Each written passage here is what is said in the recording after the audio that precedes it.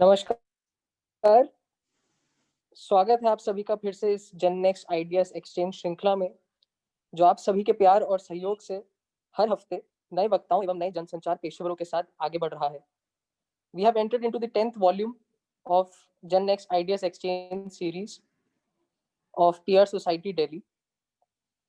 PR Society Delhi is a professional body of communicators which has engaged with communicators across and has got support from experienced professionals throughout.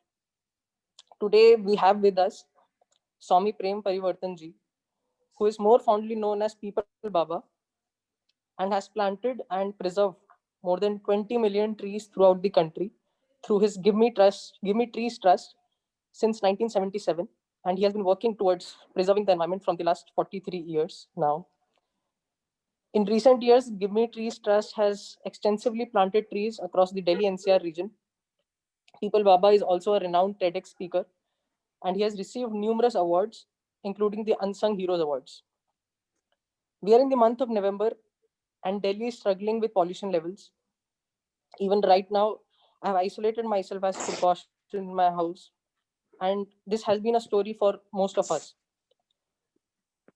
As we are aware of the high pollution levels in the country and the heart of the country, that is our Delhi NCR, it was prudent to talk about the problem, as we as communicators and citizens of the country have a responsibility towards nature. Now, without any further ado, I request Swami Prem Parivartan ji to begin with the proceedings.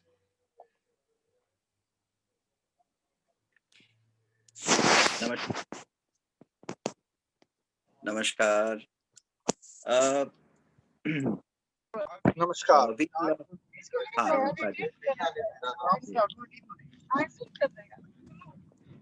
Okay, सो मैं इस तरह से करना चाहूंगा. This is the way I would like to do it, that I speak for about 25-30 minutes, but I would like to elicit some questions from your side, because you are a very knowledgeable and a very senior level audience, and you people are quite aware of what is happening around you, what is happening across Pan India, what is happening in the field of environment. And as communicators and as government representatives, most of you are working for very good companies, and I feel that you are quite knowledgeable on the topics that I'm going to just touch upon.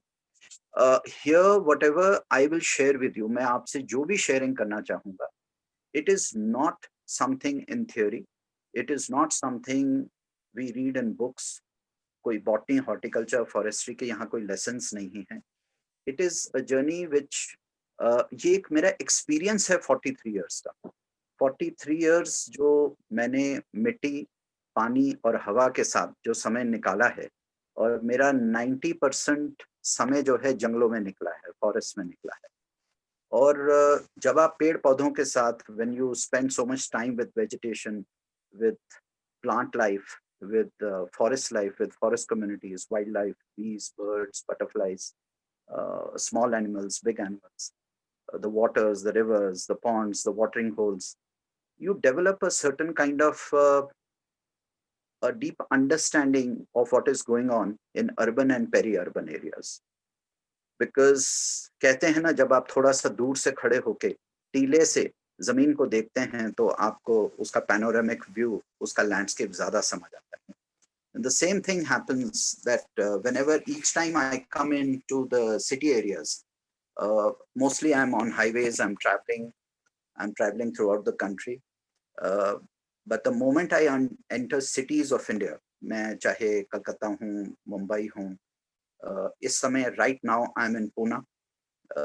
मैं पुणे आया था यहाँ कुछ काम से, और I'll be back in Delhi in another 4 days. और आज सुबह हम दिल्ली के बारे में भी बहुत सारी खबरें सुन रहे हैं, क्या हो रहा है वहाँ पे. So essentially, what is happening to our country, especially in the context of India and the urban areas, especially the North Indian cities, is something so disastrous, is something so serious that I think COVID-19 and coronavirus looks like a very, very small little issue in front of a very small problem in front of the challenge that we are facing in air, water, and soil, which our country is facing right now. We haven't really talked about it because it is not in the national narrative. It is not in the national communications में ये topics आते नहीं हैं. पानी, just last year, the Prime Minister started the Jal Shakti Abhiyan. So after a very, very, very long time, water became a talking issue. And even now, it happens, the campaign starts, but slowly it loses steam. Not that the government hasn't done well. सब अपने अपने हिसाब से अच्छा ही कर रहे हैं. The departments are doing okay. The authorities, अपनी knowledge के हिसाब से और resources के हिसाब से, everybody is doing well. The NGOs are trying, the civil society is trying, foresters are trying, horticulture people, ठीक है, उनको जैसे जैसे उनको लगता है कि करना चाहिए वो कर रहे हैं. But my understanding of the whole thing is we really haven't understood the real problem. We haven't really understood what is really happening to our country. We have really not understood, really not understood what is happening to Delhi NCR region. I was told that I should speak with special reference to Delhi NCR region. Okay, fine. Though I have traveled the entire country except the state of Kerala, we have planted nearly 20 million trees across 18 states and 202 districts. It was not just me, it was my team of people, my volunteers, my followers, more than 15,000 active members across the country. I'll come to that later, how it happened, what was the logistics, what was the dynamics, and how we achieved this, and how the whole campaign was done. But right now, to begin this talk today, I would like to focus on what is happening in Delhi NCR. Sirs, this is something really, really serious. 43 years ago, when my teacher told me to start planting trees, just like Nostradamus, she had predicted one thing. And she would say, son, between 2020 and 2030, the world will lose 70% of its population. My grandmother, who was living with us in Pune at that time, when I used to come back, I was studying in the 4th grade. I was 10 years old. When I used to come back in the evening and I used to share this with my grandmother, mind you, this is 44 years old. 44 years ago, I'm talking about 1976 ki baat bata. And she would also say, we are going to lose the population between 2020 and 2030. And the moment 2020 started, just look at what's happening across the globe. Anyway, coming back to Delhi NCR. Sir, we think that the problem is with the traffic. We think the problem is with the fuel burning. We think it is because of Parali. We think it is because we have to switch off our engines. We didn't switch off our engines and we burst crackers where we should not have. ठीक है, ये सब चीजें matter करती हैं, ऐसा नहीं है. But let me tell you one thing. मैं एक्सपीरियंस से ये आपको कह रहा हूँ. जिस इंसान ने सारी जिंदगी जंगलों में काटी है, जिसने हर टाइप की हवा देखी है, प्रदूषित से प्रदूषित हवा देखी है और अच्छी से अच्छी हवा देखी है. अभी मैं सुन रहा था कि कोई बहुत खुशी बता रहे थे कि मैं पानीपत रोड पे हूँ और मैं हिमाचल से वापस आ रहा हूँ, वहाँ मौसम बहुत अच्छा है. पानीपत के दोनों साइड राइट लेफ्ट कहीं खेत होंगे तो वहां से अच्छी हवा आ रही होगी, तो वो बता रहे. आपको मालूम है असली प्रॉब्लम दिल्ली एनसीआर की क्या है? एंड इस बारे में 2019 में I wrote a note to the prime minister's office, I wrote to a note on the chief minister's office, but I did not get any response to it. And that is why I am very lucky and fortunate today that I'm talking to a group of PR professionals, which might take this message home. So, this is a very, very serious thing. The real problem of Delhi NCR is 2014 के बाद 2014 से दिल्ली की में बारिश खत्म हो गई है. Delhi's rains have stopped. Delhi का एक पैटर्न था बारिश का, और बारिश कहां से आती है? पेड़ पानी का चुंबक होता है, green spaces, forest areas, green belts, buffer zones, जो हरियाली है आपकी, हरियाली जो है वो आपके रेन साइकिल को, रेन क्लाउड्स को, प्रेसिपिटेशन को अट्रैक्ट करती है. It's like a magnet. जो आपकी ट्री कैनोपी होती है, अगर कोई उत्तराखंड जाता है, हिमाचल जाता है, तो वहां बारिशें क्यों होती हैं? सिर्फ इसलिए नहीं क्योंकि वहां पहाड़ है, वो इसलिए क्योंकि वहां हरियाली है, और वहां की जो कैनोपी है, वहां जो टेम्परेचर नीचे आता है, तो वो क्लाउड्स को ठंडा करता है एंड प्रेसिपिटेशन होती है. ये चीज तो हमें क्लास 5 में पढ़ाई जाती थी, और मुझे भी ये चौथी कक्षा में पढ़ाई गई थी, राइट? सो 2014 का हमने प्रेसिपिटेशन डेटा निकलवाया इंडियन मेट्रोलॉजिकल डिपार्टमेंट से, IMD से. We paid for that data because अभी एक USFS का एक कैंपेन चल रहा है for green spaces in, to create more green spaces in India. तो हम we are very fortunate that we are connected with them, and हमने ये डेटा निकलवाया. जब हमने ये डेटा निकलवाया, वी वर शॉक्ड कि दिल्ली में 10% भी प्रेसिपिटेशन नहीं है पिछले 6 साल से. अब देखिए इसका इफेक्ट क्या होता है. अब आप याद करें, I am sure you people are of the age group where you must have seen Delhi before 2014 also. आप याद कीजिए, just go back in your memories.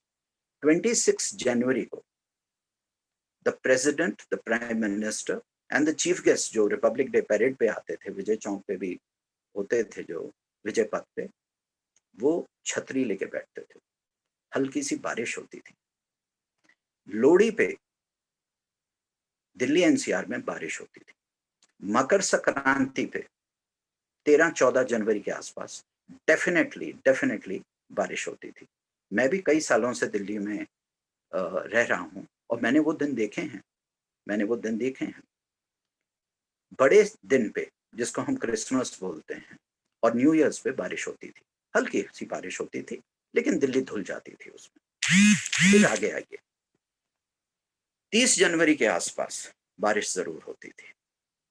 फिर आप आगे बढ़िए, फरवरी में 16, 17, 18 को, ये मैं कोई मन घड़त बात नहीं कह रहा हूं, आप पूरा प्रेसिपिटेशन डेटा निकलवा के देखिए पिछले 50 साल का, आपको मेरी बात समझ आएगी. बारिश होती थी. होली पे, छोटी होली पे बारिश होती थी. बड़ी होली पे हो ना हो, छोटी होली मीन्स एक दिन पहले, 24 घंटा पहले बारिश होती थी. और होली पे भी बारिश होती थी. इसीलिए लोग कहा करते थे कि भाई होली का समय है, बीमारियां फैलेंगी, आप अपने आप को वार्म रखिए, ज्यादा पानी से मत खेलिए, क्योंकि ये टाइम है जब बीमारियां फैलती हैं. वो बीमारियां क्यों फैल रही हैं? बीमारियां इसलिए फैल रही हैं क्योंकि मौसम एकदम बदलता था. मई का महीना जो होता था, उसमें 16, 17 या फिर 21, 22 आसपास बारिश एक जरूर होती थी. वर्ल्ड एनवायरनमेंट डे, पर्यावरण दिवस जब होता था 5 जून का, 6 या 7 तारीख को थोड़ी सी बारिश जरूर हुआ करती थी. ये फिक्स पैटर्न्स थे दिल्ली NCR के. ये डॉक्यूमेंटेड चीजें हैं, ये मैं कोई ऐसे ही नहीं बात कर रहा हूं. फिर आपका जुलाई में अच्छी खासी बारिश शुरू होती थी, चौमासा बोलते थे. जुलाई, अगस्त, सितंबर, and it used to go right up to first week of October. दशहरे पे ठंड हो जाती थी. जन्माष्टमी के बाद मौसम बदलना शुरू हो जाता था. अब ये सब चीजें, दिवाली, छोटी दिवाली पे बारिश होती ही होती थी, छोटी दिवाली पे बारिश होती ही होती थी। अब मैं इतनी बड़ी गाथा, why am I talking about rain, rain, rain? Why am I talking about barish? I am talking about this element because this is what where we are feeling. We are not understanding कि दिल्ली की बारिश खत्म हो गई। 2014 से precipitation खत्म हो गया। नाउ आप चाहे जितना मर्जी परफ्यूम लगा लीजिए, फेस वॉश लगा लीजिए, मॉइस्चराइजर लगा लीजिए, कंघी पकड़ के आप अपना बाल बना के कहीं भी बैठ जाइए, लेकिन आप फ्रेश तभी फील करेंगे सर जब when you have taken a proper bath. Delhi is feeling sick because it's not able to get its bath. Delhi जब तक नहाएगी नहीं, जब तक दिल्ली में जो 20-25 बार बारिश होती थी और जो चौमासा होता था, अगर 4 महीने बारिश किसको बोलते हैं? What is the definition of a monsoon season? That you get rains for at least 100 days. And how many days is Delhi experiencing rains? We are getting, this time we got 7 times. Last year it was 9. उससे पहले फिर 6 बार, फिर 13 बार. We have the proper precipitation data. We can actually share it with you people. So now हम क्या कर रहे हैं? हम सब चीजों के बारे में बात कर रहे हैं. We as communicators, we as government people, senior people, I'm surprised जब environmentalists we panel discussions करते हैं और सब लोग बात करते हैं. We are all so busy with the blame game के ट्रैफिक के बारे में, vehicles के बारे में, CFCs के बारे में हम बड़ी-बड़ी भाषा यूज करते हैं, climate change, this that. हाँ, we are just missing the point. We are just missing the point कि Delhi NCR lost its rains. बारिश खत्म हो गई और बारिश को लाने के लिए सर आपके पास क्या सोल्यूशन है? बहुत सीधा साधा सोल्यूशन, बहुत ही सीधा सोल्यूशन। मैं एक पैनल डिस्कशन कोई आईआईटी वालों के सुन रहा था तो हंसी भी आ रही थी। वो कहते हैं कि जी बाय एयर आप कुछ सिल्वर कोई केमिकल का नाम ले रहे थे कि वहां ऊपर हवाई जहाज से फेंकेंगे, सीडिंग होगी, क्लाउड सीडिंग होगी, उससे बारिश आ जाएगी। सर उससे कितनी बारिश आ जाएगी? 10 मिनट की बारिश आ जाएगी, 12 मिनट की बारिश आ जाएगी, 15 मिनट की बारिश आ जाएगी। आप टेक्नोलॉजी से जो नेचुरल फिनोमेना है, जो परमात्मा की बनाई हुई चीज है, जो नेचर की बनाई हुई चीज है, उसको आप काउंटर नहीं कर सकते। एंड नेचर ने तो आपको ऑलरेडी सब कुछ दिया हुआ है। Delhi NCR is gifted. Delhi NCR का अगर आप ब्रिटिश गैजेट उठा के देखिए 1920s का, तो उसमें it was Delhi used to be a hill station. That's why it was rise in a hill. This was the far end, this was the last bit of the Aravali forest range, the forest ridge. This was so, it was one of the most beautiful weather. That is why for 1000 years, the invaders didn't leave Delhi. It was protected because of the Aravali forest, the Aravali forest ecosystem, the Aravali ecosystem and the Yamuna ecosystem. There were two ecosystems which were keeping Delhi alive.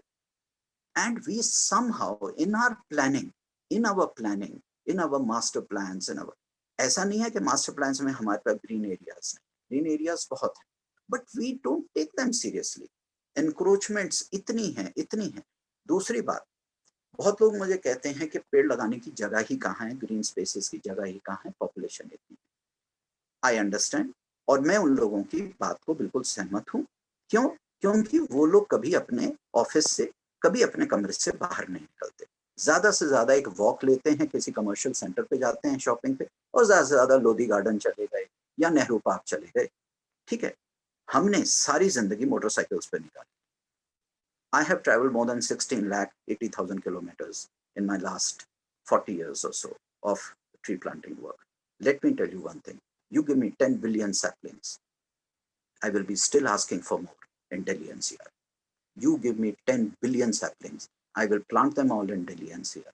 Delhi NCR has massive areas. आप सोचते हैं सिर्फ farms हैं, agriculture हैं, highways हैं, flyovers. You don't see the land the way we see it. You don't see the land the way we can see it. बहुत जमीन है, बहुत जमीन है। there are so many nooks and corners, so much land being wasted, जो green canopy के नीचे होना चाहिए था, जो ग्रीन स्पेसेस में होना चाहिए, राइट। सो नाउ कमिंग, सो मैं बस एक ही पॉइंट बोलना चाह रहा हूँ बार बार। अच्छा, फिर एक बात आती है, अभी रिसेंटली मैं पिछले 10 दिन से सुन रहा हूँ, lot of discussions on television and on the internet about climate change, climate neutrality, zero carbon. The solutions is under your feet. The biggest carbon bank are 3 चीजें होती हैं। नेचर ने ऑलरेडी ये 3 बैंक्स आपको बना के दी, हवा, पानी और मिट्टी, एयर, वाटर एंड सॉइल। ठीक है, nature has already provided us, we just need to make sure that they absorb the carbon that we are emitting. आप कार्बन डाइऑक्साइड, आप कार्बन मोनोऑक्साइड, आप जो टॉक्सिन्स हैं, आप सर पॉपुलेशन को कितना कंट्रोल कर लोगे? आप उनको, हाँ, government is doing a brilliant job, government is doing a great job by bringing down the levels. BS6 अभी इंजन्स आए हैं, व्हीकल्स आए हैं, they are doing a good job, they are doing a good job। ठीक है, factories का धुआं है और भी कई चीजें हैं, पोल्यूशन के ऊपर काम करें, लेकिन सर वो तो आप सिर्फ कम कर रहे हैं ना, जो ऑलरेडी है कार्बन, उसको कहाँ रख के जाएंगे आप? वो तो आपकी मिट्टी ही एब्जॉर्ब करेगी। इसके ऊपर फिर कभी डिटेल में चर्चा होगी कि जो सॉइल होती है वो सबसे सबसे सबसे सबसे बड़ा आपका कार्बन बैंक होता है, कार्बन सिक्वेस्ट्रेशन के लिए। आपके जो ग्रीन कैनोपीज हैं और आपके जो तालाब हैं, आपके जो पानी है, दिल्ली की जो यमुना नदी है वो उतनी केपेबल नहीं है, क्योंकि ये बहता पानी है, ये खड़ा हुआ पानी नहीं है। ये आपका वजीराबाद बैराज से एंटर करता है और फिर आपका जो है बदरपुर के पास यमुना जी बाहर चली जाती हैं, और जो दिल्ली NCR का जो भी 32 किलोमीटर दिल्ली के अंदर और बाकी भी एरिया में जो यमुना जी बहती हैं, वो बह रही है, वो पानी आता है और चला जाता है। 1 से सवा घंटे के अंदर वो पानी एक जगह से एंटर करता है और निकल जाता है। सो बहता हुआ जो पानी होता है वो इतना कार्बन सिक्वेस्ट्रेशन नहीं कर सकता जो खड़ा हुआ पानी कर सकता है। तो हमारे यहाँ पे एक जमाना था, 27,000 तालाब हुआ करते थे दिल्ली के अंदर। अब 3,000 से भी कम रजिस्टर्ड, 3,000 से भी कम है। अगर हमने सर 3,000 भी अपने ठीक से बचा लिए, 3,000 पानी के स्रोत भी बचा लिए, तो भी बहुत फर्क पड़ेगा। और हमारी जो एग्रीकल्चर सॉइल है, जो लास्ट पॉइंट इस सेक्शन में मैं जो कहना चाहूंगा, जो केमिकल फार्मिंग है, जो केमिकल फर्टिलाइजर हम डाल रहे हैं, हम मिट्टी की पूरी क्षमता खत्म कर रहे हैं कार्बन को एब्जॉर्ब करने की। जब आप मिट्टी की क्षमता खत्म कर देते हैं कार्बन एब्जॉर्ब करने की, तो आपके पास कहीं और जगह नहीं बचती कार्बन को संजोने की, कार्बन को रिजर्व करने की, कार्बन को न्यूट्रलाइज करने के लिए, है ना। तो क्योंकि जो सॉइल है वो एक सुपर लिविंग ऑर्गेनिज्म है, ये हम समझते नहीं है। हमारी जो स्किन भी है वो भी तो टॉप सॉइल है, टॉप सॉइल से हमने तो मिट्टी से आना है, मिट्टी में जाना है। ये जो बुजुर्ग बात बोलते थे, इसको अगर आप साइंटिफिकली भी देखें तो आपकी जो स्किन है वो, क्योंकि सूरज उसके ऊपर जब पड़ता है, आपकी चाहे चर्बी हो, चाहे आपकी स्किन हो और चाहे आपकी मिट्टी हो, दोनों को डैमेज करता है। So a green canopy, a green chhatri, a green umbrella is required in Delhi NCR on a very large scale। चाहे हमारे रूफटॉप्स हैं, हमारी कम्युनिटी एंगेजमेंट्स हैं, हमारा गवर्नमेंट का, जैसे दिवाली को अगर हम हरियाली से जोड़ें, हर जन्मदिन को हम हरियाली दिवस मनाएं, हम कर रहे हैं, हम ऑलरेडी कर रहे हैं। हमारा जो गिव मी ट्रीज ट्रस्ट संस्थान है, अंडर CSR प्रोग्राम्स, अंडर हम कोशिश करते हैं जितना भी हम कर सकें, हम ये कर रहे हैं, हम ऑलरेडी कर रहे हैं। But sir, we need professionals like you, we need a community like you, we need PR professionals like you. ये जो ग्रीन PR है सर, ये तो बल्कि मैं समझता हूँ दिल्ली NCR का फ्यूचर और हमारे हिंदुस्तान का जो एनवायरमेंट का जो फ्यूचर है वो आप लोगों के हाथ है। Because you are the decision makers, you are the people. आज हम CSR के लिए भी कहीं जाते हैं तो CSR में वो कहते हैं नहीं जी हम तो स्कूल्स और एजुकेशन को टॉप प्रायोरिटी देते हैं। तो हम तो लोगों को ये भी बोलते हैं कि ठीक है, अगर आप जो जिस स्कूल में आप काम करते हैं वो स्कूल हमें दीजिए, हम उसको ग्रीन स्कूल प्रोजेक्ट बनाएंगे, हम उसको पूरा ग्रीन करेंगे। हमने अभी हरियाणा में कुछ स्कूल्स में किया, हमने वहाँ के एक-एक बच्चे को ये संस्कार बदलने की कोशिश की कि तुम अपने माँ-बाप को, क्योंकि सब ग्रामीण क्षेत्र से आते हैं, they all come from the rural background. So हम उनको बोलते हैं कि अपने मम्मी-पापा को कभी केमिकल फर्टिलाइज़र मत यूज़ करने देना। We teach them how to grow food, we teach them how to grow nurseries, we teach them how to take care of the soil. उनको ह्यूमस के बारे में, उनको कंपोस्टिंग के बारे में, उनको वेस्ट मैनेजमेंट के बारे में, ठीक है? तो ये किया जा सकता है। मैं बस इतना कह रहा हूँ कि ये किया जा सकता है, but people like you need to get into the minds of the government and change the way they are thinking. I think we are putting too much energy into things which really don't matter. Because आप एक चीज करो लेकिन अच्छी तरह से कीजिए, एक चीज कीजिए, आप ग्रीन कैनोपीज बनाइए, आप ग्रीन स्पेसेस क्रिएट कीजिए, आप अपने पेड़ों का जो ग्रीन बफर जोन्स हैं उनको वापस लेकर आइए, आप अपनी अरावली में जितने ग्रीन स्पेसेस क्रिएट कर सकते हैं आप कीजिए। उसको वहां नहीं होता है, चलिए हम सिर्फ और सिर्फ दिल्ली की बात करते हैं। आप दिल्ली में को बिल्कुल 2 से 3 साल के अंदर हमेशा हमेशा के लिए स्मॉग मुक्त कर सकते हैं। ये मैं चैलेंज करता हूँ, मैं ये स्टैम्प पेपर पे लिख कर दे सकता हूँ कि अगर इसको एक कम्युनिटी कैंपेन बनाया जाए तो 3 साल के अंदर अंदर within 2 to 3 years we can banish this smog forever forever forever. Because जो सबसे बड़ा सिंक होता है, जो सबसे बड़ा स्पॉन्ज होता है, जो सबसे बड़ा चुंबक होता है, चाहे वो स्मॉग हो, धुआं हो, आपके VOCs जिसको हम बोलते हैं, जैसे आपका फॉर्मेल्डिहाइड है, ब्यूटिन है, आपके जितने भी टॉक्सिक गैसेस हैं, आपका सल्फर ऑक्साइड है, नाइट्रोजन ऑक्साइड्स हैं, और आपका कार्बन मोनोऑक्साइड, इसका जो सबसे बड़ा स्पॉन्ज होता है, जो स्प्रिंग होता है, जो एक कुशन होता है, वो आपकी ग्रीन कैनोपी होती है, आपका पानी होता है और आपकी सॉइल होती है। So I just wanted to, this was the takeaway which I have learned from my 43 years experience working in all the states of this country. And बाकी जैसा अगर आप कुछ क्वेश्चन पूछना चाहें और आगे बात कहना चाहें तो मैं आई एम रेडी। बहुत बहुत शुक्रिया स्वामी जी। स्वामी जी, मतलब काफी सारे लोग आपको पसंद करते हैं, people love you so much, but you love people. People, इस वक्त मैं कह रहा हूँ पीपल ट्री। तो हाँ क्या वजह है इसकी कि पीपल में ऐसा क्या है, क्या जादू है उसके अंदर के सब लोग उसी के मतलब उसको जानना, मतलब आपको पीपल बाबा की तरह जानते हैं। और नीम भी आपने कहीं जगह नीम के पौधे भी आपने बोए हैं, तो फिर आप उसके बारे में अगर आप कुछ बता पाए तो। हाँ, वेरी क्विकली। देखिए मैं 10 साल का था, I was 10 years old when I got in touch with, like I was studying in a school in Spices Memorial School in Pune. तो पुणे कैंटोनमेंट एरिया था ये, और my father was in the military, he was a colonel at that time and he was commanding the Kirkee military hospital at that. So एक मेरी teacher थी Mrs Williams जो थी, she was from Sri Lanka and she was a tribal woman. वो missionaries होते हैं ना, तो वो लोग पढ़ाने आते हैं। So it was a 7 day Adventist convent school था वो। तो आर्मी में क्या होता है कि हर 2 साल बाद पोस्टिंग हो जाती है, तो आप नए-नए शहरों में जाके पढ़ते हैं। I studied in Cameron Hall in Dehradun also. I okay. spent a lot of time in Uttarakhand, in Maharashtra, in Kolkata.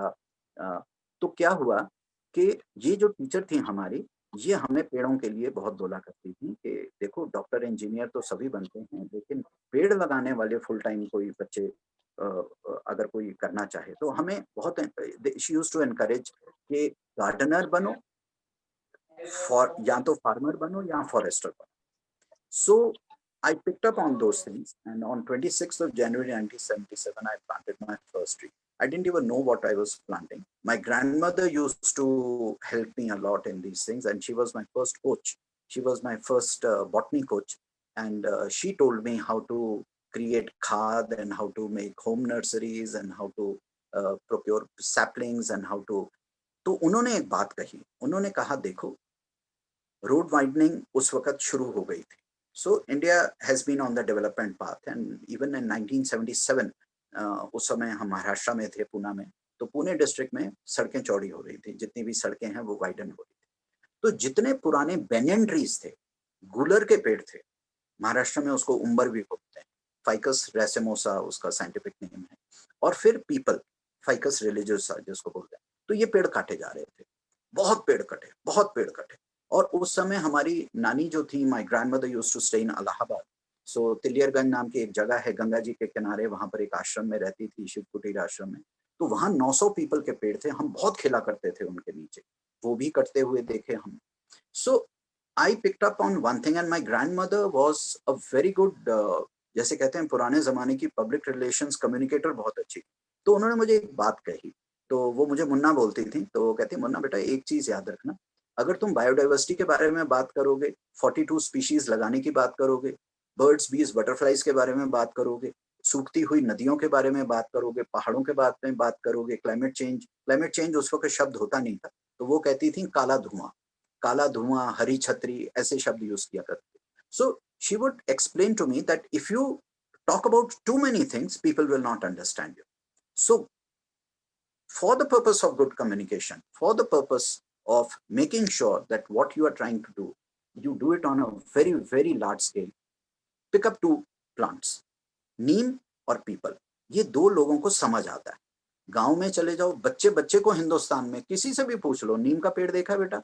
वो कहेगा हाँ, हाँ सर, हमको मालूम है नीम कैसा लगता है। उनसे बोलो कि पीपल देखा है? हाँ, देखा है। अब मैं उनसे बोलूँ अंजीर का पेड़ है या कचनार का पेड़ है या अकेशिया का पेड़ है, अकेशिया निलोटिका बबूल, देसी बबूल, इन चीज़ों के बारे में बात करेंगे, लोगों को बात समझ नहीं आती।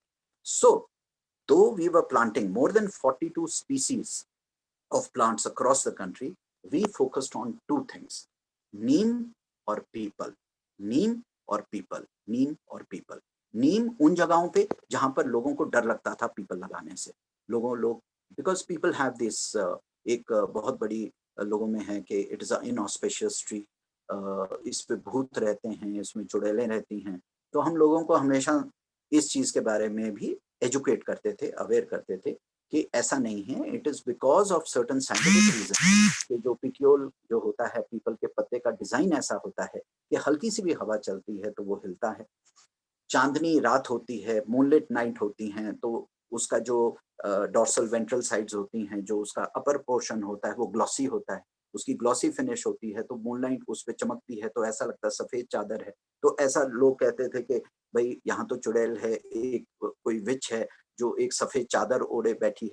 सो ये माइथोलॉजी है, इसके ऊपर बहुत बड़ा, इसके ऊपर तो मैं 7 दिन की कथा कर सकता हूँ पीपल के वृक्ष के ऊपर। सो लेकिन मुझे एक चीज़ समझ आई कि people strikes a cord with the communities. जब मैं गाँव में जाता था, इरिगेशन कैनाल्स पे जाना, नेशनल हाइवेज़ पे, स्टेट हाइवेज़ पे, ढाबों पे, छोटे-छोटे होटल्स में जाके लोगों को बोलना, उनको कन्विंस करने की कोशिश करना, उनको सिखाना, पेड़ों के बारे में, पक्षियों के बारे में। तो जब मैं पीपल की कहानियाँ सुनाता था, तो लोग बैठ के सुनते थे। मैं चौपाल लगाता था, कहीं एक वृक्ष के नीचे बैठ गए, मोटरसाइकिल पार्क की, अपनी साइकिल पार्क की और वहाँ पे बैठ के लोगों को इकट्ठा करना, पंचायत लगाना, सत्संग करना और कभी-कभी कीर्तन मंडली भी बना लेते थे, कीर्तन भी करना, तो बहुत काम किए, बहुत इस तरह की चीज़ें की। जो भी पब्लिक रिलेशंस, कम्युनिकेशंस, किस तरह से लोगों को एंगेज करना, किस तरह से लोगों को कन्विंस करना इस चीज़ के बारे में और लोगों को इसकी सेवा करने के लिए। क्योंकि लगा तो हम ही देते थे, खड्डा भी हम खोदते थे, प्रोक्योरमेंट भी हम करते थे, पैसा भी हम खर्च करते थे। हमारी टीम्स, हमारे वॉलंटियर्स, मेरे दोस्त, मेरे जो भी फॉलोअर्स थे, हम लोग खूब जाके पेड़ पेड़ लगाने, लेकिन हम लोगों को ये कहते थे कि प्लीज़ इसकी 3 साल के लिए आप सेवा कीजिए, आप इसमें पानी दीजिए। अब जैसे छोटा-सा एग्ज़ाम्पल देता हूँ, जैसे स्कूल्स में गए, काम किया, फिर जो बाहर देखे के होटल्स हैं, छोटे-छोटे ढाबे हैं, अब हाईवे है, नेशनल हाईवे 3 की बात बताता हूँ। नेशनल हाईवे 3 पे मेरे करीबन हमने 12.5 लाख नीम के वृक्ष लगाए। नेशनल हाईवे 1 पे लगाए हैं, 1 ए पे लगाए हैं। जम्मू डिवीज़न में हमारे करीबन हमने 8 लाख नीम के पौधे लगाए हैं। फिर आपका महाराष्ट्र है, मराठवाड़ा में आप नगर है, औरंगाबाद है, फिर शिरडी, कोपरगाँव है, बीड है, उस्मानाबाद है, लातूर है, नांदेड़ है, परभनी है, योल है, नागपुर का क्षेत्र है, जिसको आप विदर्भ बोलते हैं, तो उसमें भी हम लोगों ने लोगों को जाके बताया, लोगों को समझाया कि अगर आप पीपल लगाते हैं, बड़ लगाते हैं, आप नीम लगाते हैं, कुओं के पास लगाते हैं, गांव-गांव में लगाते हैं, तो आपका पानी वापस आएगा। राजस्थान में हमने खूब सारा बड़ लगाया, खूब सारा पीपल लगाया, लोगों को समझाया कि जो कुआं होता है, कुएं का अगर आपको पानी वापस चाहिए तो 2 साल के अंदर अंदर आपका कुआं जो है लबालब पानी से भर जाएगा. It will be full of water if you plant the people trees. And people did that and people found the results. And so लोगों को उसका इकोनॉमिक, उसकी यूटिलिटी, या तो उसको उनको इकोनॉमिक कोई उसको आपको एक इंसेंटिव देना होगा, या उसकी वेलनेस से उसको जोड़ के देना होगा, है ना? तो उनको समझाना पड़ा. पीपल के ऊपर बहुत बहुत सारा लिटरेचर उनके साथ हम शेयर करते थे. So this is how. And क्योंकि पीपल और नीम मेरे प्राइम फोकस रहे कम्युनिकेशंस के लिए, तो लोगों ने मुझे पीपल बाबा 1984 की बात है, राजस्थान में फर्स्ट टाइम एक ग्राम पंचायत में मैं कुछ मुहिम चला रहा था. तो ये जो हम हरियाली की मुहिम चलाते रहते हैं, तो एक सरपंच ने उठ के कहीं मुझे इंट्रोड्यूस किया कि गांव वालों, अब हम आपको बताते हैं, ये परिवर्तन जी हैं, इनका नाम पीपल बाबा है. तो मैंने भी पहली बार सुना कि अच्छा कोई मुझे पीपल बाबा बोलता है. तो इस तरह से फिर नाम, and then the media picked up this name and everywhere फिर पीपल बाबा का नाम हुआ. एंड पीपल ट्री की बात होती है तो सर, पीपल का पत्ता तो आपके भारत रत्न के अवार्ड में भी है ना? और जो पीपल का जिसको हम भाई बहन बोलते हैं, उसका कजन जो बेनियन ट्री है, फाइकस बंगालिनस है, ये तो आपका नेशनल ट्री है. अच्छा, देखिए कितनी गजब की बात है. ये चीज़ हमने प्राइम मिनिस्टर्स ऑफिस को भी लिखी, और as public relations professionals sir, इस चीज़ को प्लीज प्लीज प्लीज आप भी बहुत तवज्जो दीजिएगा इस चीज़ के ऊपर. जो हमारा राष्ट्रीय वृक्ष है, जो हमारा राष्ट्रीय वृक्ष है, हमारा बरगद, गवर्नमेंट ऑर्डर है, हॉर्टिकल्चर के गवर्नमेंट ऑर्डर्स हैं. आप नोएडा, ग्रेटर नोएडा आप देख लीजिए, फरीदाबाद देखिए, गुड़गांव में देखिए कि बरगद का पेड़ नहीं लगेगा. क्यों नहीं लगेगा? क्योंकि जगह बहुत घेरता है. जगह बहुत घेरता है तो फिर प्रॉपर्टी खराब होती है. हमारा पार्क खराब होता है, हमारे मॉल खराब होते हैं, हमारे सड़कें खराब हो जाती हैं. अरे भाई, यहाँ पर लोगों की जान जा रही है. लोग सर, एक बात बताऊं, आप लोगों को एक चीज बहुत अच्छी तरह समझनी है. I don't call my self N environmentalist. ये एनवायरमेंट की बात नहीं है, ये तो फैशनेबल है. ये तो घर बैठ के आप चार चार थ्योरीज और रट्टा मार लीजिए और पैनल डिस्कशन में आप बात कर लीजिए तो आप एनवायरमेंटलिस्ट बन जाते हैं. सर, जो असली चीज है वो ये है कि हम we we have completely lost our connection with trees. हम पेड़ों से ही उतर के नीचे आए थे. मनुष्य जाति जो है, आज से 40,000 साल पहले तो हम तो जंगलों में रहते थे. जंगल हमारी माँ है, जंगल हमारे ग्रैंड पेरेंट्स हैं, जंगल हमारे एंसेस्टर्स हैं, हमारी नदियां, हमारे जंगल, इन सब चीजों को छोड़ के हम शहरों में आए. ठीक है, गांव बसे, सिविलाइजेशन है, एवोल्यूशनरी प्रोसेस है, मैं उसको नहीं कहता हूँ. All is well with the world. मैं ये नहीं कह रहा हूँ कि कुछ खराब हो रहा है. मैं नेगेटिविटी के, एक्चुअली क्या है कि अब समय इतना कम बच गया है मेरे जीवन का. मेरे को अब मैं 55 का होने वाला हूँ. मुझे लगता है मेरे पास 5-6 साल हेल्दी ईयर्स और हैं. तो मैं नेगेटिविटी में जाना ही नहीं चाहता. मैं तो पॉजिटिव एक्शन की बात करता हूँ कि अभी भी वक्त, अभी भी हमारे पास 2-3 साल का समय है. Let me tell you one thing sir, अगर 2026 2027 क्रॉस कर गए और यही हालात रहे, I can assure you there is no looking back, there are no U turns, no U turns. अभी तक तो नानी और हमारी टीचर सिर्फ इतना कहती रही कि 2020 और 2030 के बीच में 70% पॉपुलेशन कम होगी. इंडिया की भी है, इंडिया की भी 70% पॉपुलेशन कम होगी. लेकिन मैं आपको बता सकता हूँ कि अगर हमने अपने आप को नहीं संभाला, अगर हम ये जो छोटी छोटी चीजें हैं, हम अपने पीपल, बरगद, नीम ना संभाल पाए, हम अपने पेड़ों को ना संभाल पाए, हमारी 423 नदियों में से 240 नदियां बिल्कुल सूख चुकी हैं और बाकी नदियों में भी 40% जो है फ्लो कम हो चुका है. हमारे ग्लेशियर्स खत्म हो रहे हैं, उत्तराखंड सूख रहा है, हिमाचल पूरा बेचारा सूख रहा है, हम लोग हाईवेज बना रहे हैं. आप चार धाम यात्रा पे जाकर देखिए, उफ, क्या करोड़ों में पेड़ कटे हैं, करोड़ों में पेड़ कटे हैं. पर क्यों नहीं हो सकता? जरूर हो सकता है। इसको दोबारा, इसको यू टर्न लिया जा सकता है, इसको प्रायोरिटी में लाया जा। मैं I would like to quote here, I don't know अगर कोई एनटीपीसी से यहाँ कोई बैठा है कि नहीं। एनटीपीसी दादरी यूनिट अगर आप देखिए तो fantastic work they have done, fantastic work. मैं तो कई बार उस जगह पे गया हूँ, मैंने खूब पीपल बढ़ के पेड़ लगाए हैं उस क्षेत्र में, और बुलंदशहर में जाता रहता हूँ, वहाँ पे हमारी कंपोस्ट यूनिट्स हैं। तो सर उन्होंने इतना बढ़िया काम किया है। जितने पीएसयूज के पास जितनी खाली जगह है, क्यों ना हम उसको हरियाली से भरें। स्कूल्स हैं जिनके पास खाली जगह है, क्यों ना उसको ग्रीन स्पेसेस से भरें। जरूरी नहीं है बरगद का पेड़ लगाना, पीपल का पेड़ लगाना, नीम का पेड़ लगाना, आम का, जामुन का, बड़े बड़े वृक्ष लगाना। छोटे पौधे भी लगाए जा सकते हैं, छोटे पौधे भी लगाए जा सकते हैं। लेकिन the idea is chlorophyll, the idea is photosynthesis. परमात्मा जो है वो फोटोसिंथेसिस है। आप सारे पेंडेमिक में हुआ ना, सारे चर्च बंद, सारे गुरुद्वारे बंद, सारी मंदिरें बंद। अगर आप कल इनको सारों को डिमोलिश भी कर देंगे ना सर, तो भी दुनिया चलती रहेगी। आप भी सांस लेते रहेंगे, मैं भी सांस लेता रहूंगा, मैं भी जिंदा रहूंगा, आप भी जिंदा रहेंगे, हम फिर भी बात कर रहे हैं। आप सारे मंदिर गिरजाघरों को भी खत्म कर देंगे ना, तो भी दुनिया चलेगी। लेकिन आप फोटोसिंथेसिस खत्म कर देंगे ना, तो आप और मैं 10 मिनट भी इस धरती पे खड़े नहीं हो सकते। तो परमात्मा क्या हुआ? परमात्मा कौन हुआ?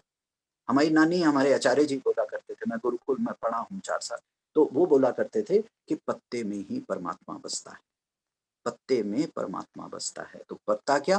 Chlorophyll, stomata, photosynthesis. फोटोसिंथेसिस है तो आप हैं, मैं हूं। और हमने क्या किया? अब स्पेसिफिकली दिल्ली एनसीआर में हमने फोटोसिंथेसिस कम कर, आप फोटोसिंथेसिस बढ़ाइए सर, आप फोटोसिंथेसिस बढ़ाइए। छोड़ दीजिए ये छोटी मोटी नेगेटिव्स में जाना, छोड़ दीजिए कि ट्रैफिक ज्यादा हो गया, धुआं ज्यादा हो गया, ग्रीन टैक्स लगाना है, इंजन को ऑफ करना है, ऑड करना है, इवन करना है। आप कुछ मत कीजिए, आप सिर्फ फोटोसिंथेसिस कीजिए, आप सिर्फ फोटोसिंथेसिस कीजिए। अपने ऑफिसेस में, अपने अपने लिफ्ट के एरिया में, अपने स्टेयरवेज में जितने पौधे खरीद सकते हैं, जितना आप इन्वेस्टमेंट कर सकते हैं। हम अपने देश के लिए इतना तो इन्वेस्टमेंट कर सकते हैं कि हम ग्रीन इन्वेस्टमेंट करें, हम हरियाली के क्षेत्र में जितने भी हम पॉटेड प्लांट्स लगा सकें। अब मेरे घर में आप आइए, मेरा छोटा सा एक बरसाती है मयूर विहार में, मैं 8 बाय 10 के कमरे में रहता हूँ, वहीं से पूरे नेशनल कैंपेन चलाते हैं, वहीं से हम सारा अपना जम्मू कश्मीर, हरियाणा, पंजाब, राजस्थान, मध्य प्रदेश, फिर महाराष्ट्र, कर्नाटक, आंध्र प्रदेश, वहीं से हम सारा मैनेज करते हैं। बाकी मैं घूमता रहता हूँ। मेरे छत के ऊपर 500 पौधे पड़े हैं, उसमें पीपल है, नीम है, जामुन है, कचनार है, उसके अंदर बाकी भी हैं, हरी मिर्च भी है, उसमें पुदीना भी है, धनिया भी है। आप ग्रो योर ओन फूड। आप किस भी रूप से आप पत्तों की लीफ काउंट को बढ़ाइए। हमारा जैसे मिशन है कि हम ट्री काउंट को बढ़ाते हैं, नेटिव ट्रीज के काउंट को बढ़ाते हैं। आप कुछ बम मत कीजिए, आप कम से कम लीफ काउंट को तो बढ़ाइए। अगर एक एक इंसान, अगर एक एक तक हम ये पीआर और अपना ग्रीन पीआर लेकर जाएं, अपना कम्युनिकेशन लेकर जाएं, आप जैसे लोग अगर सरकारी दफ्तरों में ये एक मुहिम चलाएं, एक कैंपेन चलाएं कि हमारे पास जो भी अगर 4 फुट की भी जगह बाकी है, आप फिक्र मत कीजिए। ये पता क्या होता है, ये मच्छर वच्छर कब आते हैं? अब बहुत लोग बोलेंगे आपको कि अरे अरे अरे इतना आपने ग्रीन स्पेस कर दिया, यहाँ तो कीड़े आ गए, मच्छर आ गए। सर कीड़े मच्छर आपको इतना नहीं मारेंगे जितना ये धुआं मारेगा, जितना कार्बन मोनोऑक्साइड मारेगा, जितना आपको कार्बन डाइऑक्साइड मारेगा, है ना, जितना आपको स्मॉग मारेगा। आपको ये भी नहीं पता होगा शायद कि ये जो चिकनगुनिया हुआ था, मलेरिया हुआ था, ये क्यों हुआ था? ये इसलिए हुआ था क्योंकि दिल्ली की सर्दी की जो ड्यूरेशन है वो कम हो गई और गर्मी की ड्यूरेशन बढ़ गई है। जब गर्मी की ड्यूरेशन बढ़ती है तो जो जो उसका ब्रीडिंग पीरियड होता है मच्छरों का, वो बढ़ जाता है। ब्रीडिंग पीरियड की जो नंबर ऑफ डेज हैं वो बढ़ जाते हैं। क्यों? क्योंकि टेम्परेचर बढ़ गया है। दिल्ली गर्म होती जा रही है और दिल्ली सूखती जा रही है, दिल्ली डेजर्ट होते जा रही है। जब मैं दिल्ली बोलता हूँ तो उसमें एनसीआर भी आता है। अभी किसी ने कहा कि पानीपत से आ रहे हैं तो बहुत अच्छी हवा लग रही है, लेकिन वो दिन दूर नहीं है जिस तरह से दिल्ली पानीपत में समाहित हो जाएगी और पानीपत का ये जो पूरा एनसीआर एरिया में हम काम करें। सर डेवलपमेंट को कौन कह रहा है कि मत कीजिए? डेवलपमेंट जरूर कीजिए, विकास होना चाहिए, सड़कें बननी चाहिए, बिल्डिंग्स बननी चाहिए, कंक्रीट, आप जो भी जंगल क्रिएट करना चाहते हैं आप कीजिए, लेकिन जो हमारे असली जंगल हैं उनको तो इग्नोर मत कीजिए। तो photosynthesis is the solution to pollution. आप इसको ऊपर अगर आप फोकस करेंगे, आपको किसी और चीज पे खर्चा करने की जरूरत नहीं होगी। बाकी तो सब खेल है, बाकी सब छोटी मोटी चीजें हैं। 5%, 2%, 2.5%, 1.5%, 0.5%। आपने प्लास्टिक कैंपेन्स किए, आपने जो भी है, सफाई अभियान है। अगर आपकी ग्रीन स्पेसेस होंगी, आपका शहर सुंदर भी लगेगा, साफ भी लगेगा, एनक्रोचमेंट भी कम होगी, जो एब्जॉर्प्शन ऑफ जो भी पोल्यूशन है, हीट एंड पोल्यूशन। अच्छा, एक चीज समझ लीजिए, इंसान कोई भी चीज बनाता है उससे हीट एंड पोल्यूशन होता है। नेचर कोई भी चीज बनाती है वो हीट एंड पोल्यूशन को एब्जॉर्ब करती है, वो चुंबक होता है। इंसान कुछ भी बनाएगा, चाहे वो मोबाइल फोन है, चाहे मोटरसाइकिल है, चाहे रेफ्रिजरेटर है, एसी है, आपके ऑफिसेज हैं, आपके ऑफिस की जो ग्लास पेन्स हैं, आप कुछ भी सोच लीजिए, कुछ भी सोच लीजिए sir. Anything and everything created by human beings creates heat and pollution. But nature जो भी कुछ बनाती है, एयर, वाटर एंड सॉइल, परमात्मा ने तो बस 3 ही चीजें बनाई, एयर, वाटर एंड सॉइल। उसी से हमारी उत्पत्ति हुई, उसी से अमीबा बना, उसी से प्लैंक्टन्स बने, उसी से समुद्र का वो हुआ है। तो हिमालयस बने, हमारे पहाड़ बने, हमारी नदियां बनी, सब एयर, वाटर, सॉइल का खेल। और एयर, वाटर, सॉइल को ही अगर हम रिस्पेक्ट नहीं करेंगे, उसको एक अपनी जगह दीजिए, 50-50, है ना। हम हर रिलेशनशिप में एक बात करते हैं 50-50 की, कि क्यों ना 50% हम नेचुरल वर्ल्ड को दें, 50% हम अपने लिए रखें, 50% हम खेलें, 50% हम अपने ऑफिस बनाएं, अपने स्कूल्स बनाएं, कॉलेजेस बनाएं, एंटरटेनमेंट हब्स बनाएं। आप उसमें फ्लाईओवर बनाइए, उसमें आप अपने एक्सपोर्ट प्रोसेसिंग जोन बनाइए, आप अपने कन्वेंशन सेंटर बनाइए, जो करना है आप कीजिए उसमें। लेकिन कम से कम 50% तो आप नेचुरल वर्ल्ड को दीजिए, तभी तो गाड़ी आगे चलेगी। आपकी रिलेशनशिप चाहे बॉयफ्रेंड गर्लफ्रेंड की हो, चाहे हस्बैंड वाइफ की हो, मदर सन की हो, मदर फादर की हो, बिजनेस पार्टनरशिप्स में हो, बॉस और एम्प्लॉय की हो, इट हैज टू बी 50-50। उसी तरह से नेचुरल वर्ल्ड, अगर आपकी 50-50 रिलेशन अंडरस्टैंडिंग नहीं है, 50-50 रिस्पेक्ट नहीं है, 50-50 स्पेस नहीं है, so the natural world will get back to you. और ये जो भी कोविड हो रहा है, जो भी चीजें हैं, and you know when you work in the forest you have a different view point. we get too much involved in technicality। हम ना एनवायरमेंट को भी एक्सेल शीट पे उतार के देखते हैं, ये इतने परसेंटेज हो गया, इतना ये हो गया, PM22.5 हो गया, PM7 हो गया, PM10 हो गया, ये सब बातें छोड़िए, आप सिर्फ ग्रीन स्पेसेस पे फोकस कीजिए। आपकी 2 साल के अंदर अंदर दिल्ली एनसीआर में क्या पूरे भारतवर्ष में सारी की सारी प्रॉब्लम सॉल्व हो जाएगी। हम बड़ी चीज पे नहीं जा रहे, हम बड़ी चीजें पे नहीं। ये तो वही बात होगी, एक बच्चे को एक ग्रेजुएशन और एक अच्छा पोस्ट ग्रेजुएशन की पढ़ाई कराने के बजाय हम सोचे कि उसको 100 सर्टिफिकेट कोर्सेज करवा देते हैं, है ना। तो होगा क्या, वो कुछ भी नहीं होगा, उसको फिर भी कॉम्प्लेक्स रहेगा, उसको फिर भी रहेगा कि ना मैं ग्रेजुएशन कर पाया, ना पोस्ट ग्रेजुएशन कर पाया, ना मैं ठीक से किसी चीज में स्पेशलाइजेशन कर पाया, ना कुछ। उसी तरह से हमारे पर्यावरण का है, उसी तरह से हमारी जितनी भी हमारी प्लानिंग चलती है, कि हम छोटी छोटी चीजों पे प्लानिंग करते हैं। एक बड़ी चीज को उठाइए, एक उसके ऊपर पूरे रिसोर्सेज लगा दीजिए, और पूरा हम एनर्जी अपनी लगा दें उसके ऊपर। और आप लोग तो मेरे जानकारी में आप ज्यादा लोग जो हैं PSU से हैं, गवर्नमेंट बॉडी से हैं, आप रिप्रेजेंट करते हैं, और आपकी बात सुनेंगे लोग, आपकी बात सुनेंगे। आपको सिर्फ ऐसे लोगों को ढूंढना है जो ये बात को समझा सकें, और किस तरह से आप उनका एक गवर्नमेंट इंटरफेस बना के ये बात, ये मैसेज अगर आप गवर्नमेंट तक पहुंचा सकें कि focus on the right things, focus on the green spaces, focus on the soil, focus on water, and everything will be solved. Yes, next question. बहुत बहुत शुक्रिया स्वामी जी। आपकी बातों ने हमें यादों की बारात में पहुंचा दिया है, और आपने आज हमको एक अलग नजरिए से चीजों को देखने पर मजबूर किया है। और जबकि आपने जो रिलेशनशिप की बात की, तो मुझे कहीं ना कहीं ये लगता है कि नेचर को हमारे रिलेशनशिप का पार्ट बनना पड़ेगा। तो अगर हम किसी को गिफ्ट भी देते हैं तो हम गिफ्ट ना देके उनको एक पौधा दे सकते हैं, या एक ट्री प्लांट कर सकते हैं उनके नाम पर। तो वो भी एक हमारी तरफ से एक पहल पहल रहेगी। मैं लोगों से आग्रह करना चाहूंगा कि अगर उनके कुछ सवाल हैं तो वो पूछ सकते हैं, या फिर चैट बॉक्स में भी लिख सकते हैं। चैट बॉक्स में मैं पढ़ रहा हूँ वैसे तो लोगों ने आपकी कई सारी बातों से सहमति जताई है, और कहा है कि मतलब काफी सराहनीय बात आपने कही है कि जल और जंगल एक साथ रहते हैं। और अगर किसी और के कोई सवाल हैं तो वो आप अपना माइक ऑन करके और वीडियो ऑन करके पूछ सकते हैं। एक सवाल मेरा है, मयंक लाल हियर। तो हाँ मैं जी किसी सर। गवर्नमेंट बॉडी से तो नहीं हूँ, but as an entrepreneur, instead of going with you guys, like investing in a trust or a non-government organization, अगर हम ये चाहें कि हम फॉरेस्ट क्रिएट करें अपने पैसों से, और तो उसमें किस तरीके से प्रॉफिट किया जा सकता है? Because I follow you on Facebook and आपके कई वीडियोस मैंने देखे हैं जिसमें कि आपने कहा है कि जो बायोडाइवर्सिटी है, that is trees, flora and fauna with animals. So whenever you are creating a forest, you don't disturb the animals or the insects that are living inside it, because they help in creating the forest. They help it in growing it by living in there. So without disturbing the natural process, how can a new startup or a company can move in creating forests throughout the world? या अच्छा, इसमें you could do one thing that suppose you have a piece of land, you could have a core area. Core area, you could have dense plantation. You could follow the Miyawaki method, or you could have good ultra dense plantation where you have about 30-40 species. You create the biodiversity. You create, you make a way for create a beautiful habitat for birds, bees, and butterflies.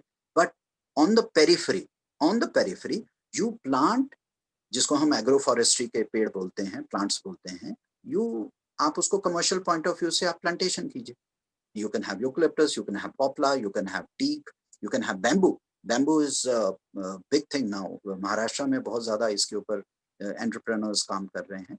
आप उसको कीजिए and you will have a sustainable business with in. Yes, इसका जो gestation period है वो 5 years का है. आपको 5th year से आप you can cut down the जो टिम्बर ट्रीज आप अपना लगा सकते हैं. पॉपुलर इज क्विक ग्रोइंग, इसमें वैरायटीज होती हैं. You can do, and you can do a lot of organic farming. You can do natural farming. You can do a lot of my friends have gone into vegetable farming. They are doing wonderful work. See, ultimately, gardeners, farmers, and foresters, they remember one thing. ये जो line है work की, ये recession proof line. मतलब, since you are a businessman, let me tell you one thing. And agriculture is going to be the next booming industry. Agriculture, farming. मैं अपने सारे friends को I always advise them, if you have a piece of land, please don't sell it. Please don't sell it. Don't try to trade off your land with anything. People who have land will be the only community which will survive on this land. You know, and let me tell you something. Just share this tribal wisdom. कहा जाता है कि 2030 तक जो लोग green spaces में रह रहे होंगे, जो जंगलों के आसपास रह रहे होंगे, जो एग्रीकल्चर फार्म्स और फार्मलैंड्स के पास रह रहे होंगे, और जो लोग नदियों के पास रह रहे होंगे, नदियों के पास इस तरह के दिल्ली के शहरी जंगल में नहीं, जो छोटे गांव हैं, कस्बे हैं, वहां रह रहे होंगे, they are the only ones who will survive. The rest, जिस तरह से इस वक्त जो माहौल चल रहा है, जिस तरह से चाहे एयर, वाटर एंड सॉइल का पूरा तमाशा चल रहा है, the populations are all going to vanish. So as an entrepreneur, I would say go for green enterprises, go for इसको आप बहुत अच्छा सस्टेनेबल बना सकते हैं. Do some courses in permaculture. You can do, if you have pieces of land, you can really rake in good amount of money, and at the same time you can do very good work for the environment, for air, water and soil, and for the community and for your family. So I encourage each one of you to either be a gardener or a farmer or a forester. Forester बनना जरा मुश्किल होता है, मैं उसको नहीं बोलूँगा. At least gardening and farming, these are two things जो बच्चा बच्चा कर सकता है. उसके लिए कोई स्पेशल स्किल्स की जरूरत नहीं है. It is just a matter of थोड़ा सा इसमें इंटरेस्ट लेने की बात है. इंटरनेट इतना बड़ा गुरु है, और I'm so happy you asked this question. In case I can be of any help to you, I'll gladly guide you on this.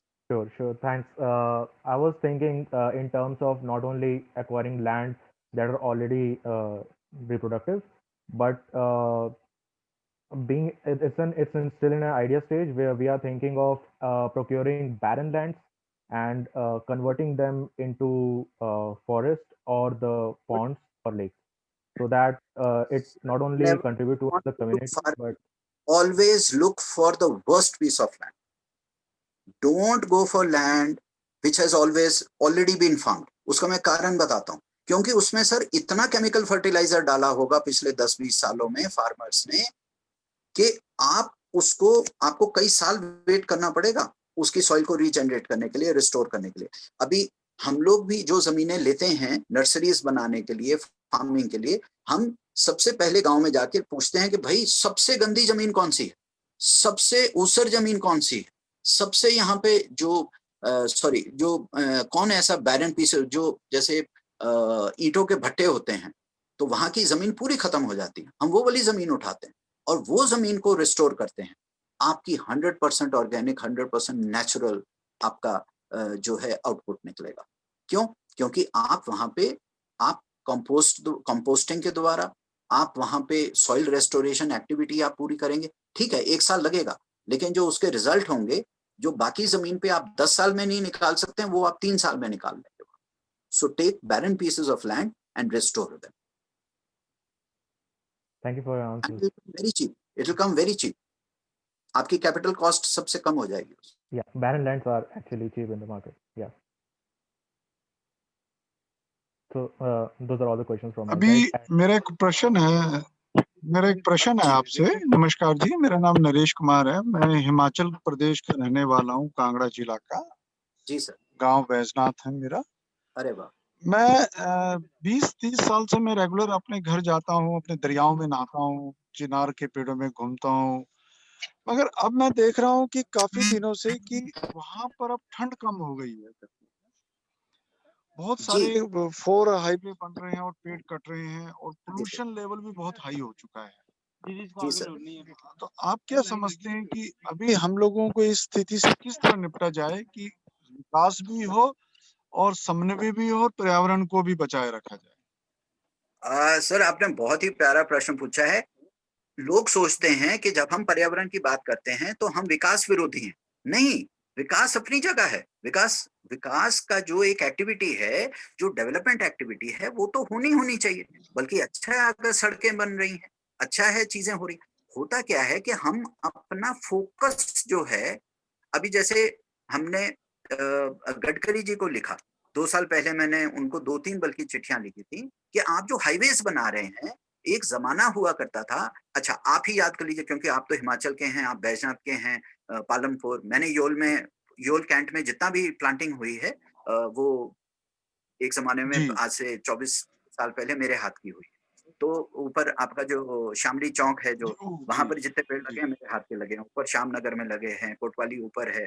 फिर मैक्लोडगंज में हमें दलाई लामा जी ने बुलाया था, तो खनियारा गांव है जो धर्मशाला का, वहां पे स्लेट फार्मिंग होती थी। ये पूरी माइनिंग के कारण वहां पे वो ब्लास्टिंग करते थे, तो पत्थरों के ऊपर हमने पूरी कंपोस्टिंग करके, जिसको हम बिछावन बोलते हैं, पत्तों की पूरी सॉइल की 1 फुट लेयर क्रिएट करके वहां पर हमने पूरी प्लांटेशन और छोटे-छोटे हमने माइक्रो फॉरेस्ट लगाए।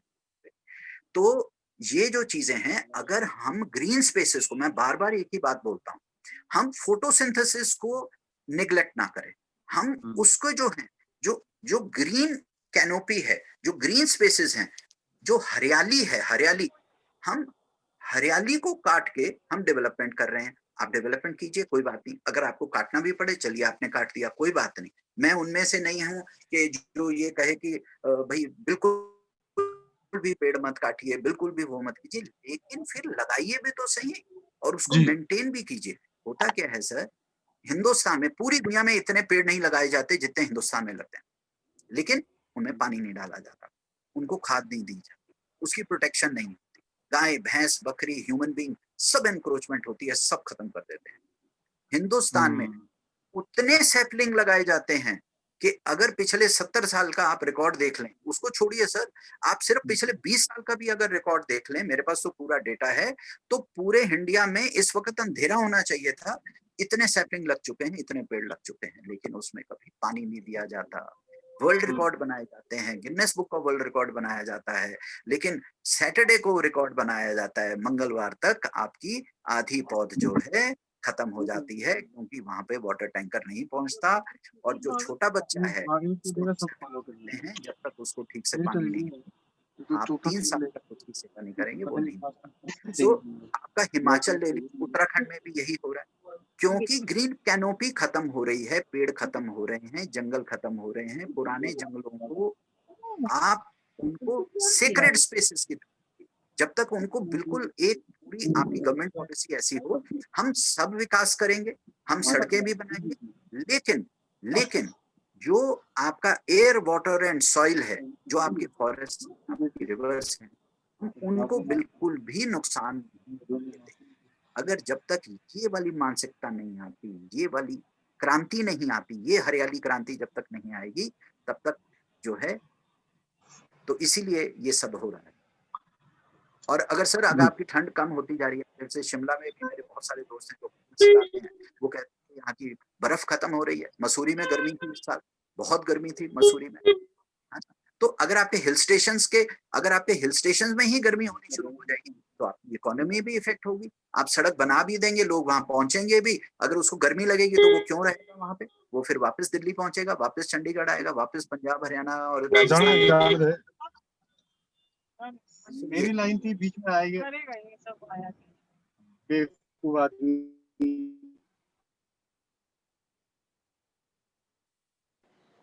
अब हम अगले सवाल की तरफ बढ़ते हैं। अगर किसी का कोई सवाल है तो वो पूछ सकते हैं।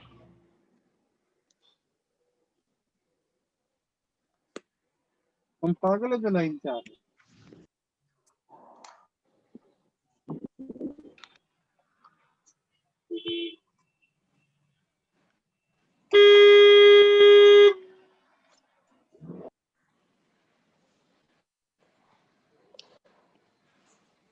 तो बहुत बहुत शुक्रिया Swami ji. I am thankful to the governing body members जिन्होंने हमको मोटिवेट किया है और सपोर्ट किया है इस तरह की सीरीज और इस तरह के इवेंट्स और आप जैसे स्पीकर्स को इनवाइट करने के लिए। And I want to thank our chairman Shri Naresh Kumar ji who has always been a strong guiding force for all of us, and he has been a regular participant in our series programs. और अभी जिनसे आप बात करें तो वो हमारे चेयरमैन ही थे। Right. And we are also thankful to our vice chairman Dr. H.S. Paul ji, who has always been a positive support. And we are also very thankful to our very lovable secretary Shri S.S. Rao ji, who has been a guiding force for us. Our joint secretary ji Sarvesh Tiwari ji, our treasurer J.P. Sharma ji, and my fellow Tanvi Singhal, and Shubham Saurabh Singh, of course. And I'm also thankful to the communication veterans of the governing body, Shri J.P. Dhondial ji, who has always been an inspiration for us, Shri G.S. Baba ji, Shri K.N. Dhawan ji, Shri Rajat Gupta ji, and Shri Jitendra Bakshi ji. Before we close, I would also like to extend my thanks to each one of you, जिन लोग आप लोगों ने time निकाला और Sunday afternoon को इस event में आने का टाइम निकाल के आपने ये डिसीजन लिया. So thank you very much. And I also want to thank students from various universities who have connected with us. And now I ask all of you to be ready for another volume of the Next Gen Ideas Exchange series, which will happen at the same time on the same platform with new speakers and new topics. So thank you so much, People Babaji. Thank you so much. बस आखिरी में सिर्फ एक बात कहूंगा, पेड़ों से कहानी शुरू जी होती जी है, पेड़ों से कहानी शुरू होती है, पेड़ों पे खत्म होती है। ये पर्यावरण का मामला नहीं है सर, ये हमारे सर्वाइवल का मामला है। तो ये जो सर्वाइवल का इशू है, ये हमारा, हाँ, ये बहुत सीरियस इशू है, बहुत ही ज्यादा सीरियस इशू है। और हम इसको सिर्फ एक एनवायरनमेंट एक के शब्द को और पर्यावरण कह के हम इसको बहुत छोटा बना देते हैं। ये हमारी पूरी जाति जो है, ये मानव जाति जो है, होमो सेपियन जो स्पीसीज है, अगर हम अपना रेलेवेंस नहीं रखेंगे नेचर के आगे और उनको नेचर को ये प्रूव नहीं करेंगे कि हम रेलेवेंट हैं in the scheme of things, तो नेचर जो है वो तो हर 6 मिनट में एक स्पीसीज को खत्म करती है सर, हर 6 मिनट में एक स्पीसीज को खत्म करती है। कहीं हम ऐसा समय ना दे दें नेचर को कि वो डिसाइड करे कि बहुत हुआ, होमो सेपियंस को अब डिलीट किया जाए। वो वाला वक्त ना आने दें हम। एयर, वाटर एंड सॉइल, ये 3 चीजों के ऊपर अगर हम बस पेड़ों से कहानी शुरू होती है, पेड़ों पे खत्म होती है। धन्यवाद। जी Swami ji, thank you so much. काफी सारे टेक अवेज हैं और जी, हम इन सब पे ही ध्यान रखेंगे और आगे बढ़ेंगे और इस मैसेज को लोगों तक पहुंचाएंगे। बहुत बहुत शुक्रिया स्वामी जी हमसे जुड़ने के लिए। Thank you. जी स्वामी जी, धन्यवाद, बहुत बहुत धन्यवाद स्वामी जी। हम हमेशा आपकी यादों को रखेंगे। Thank you.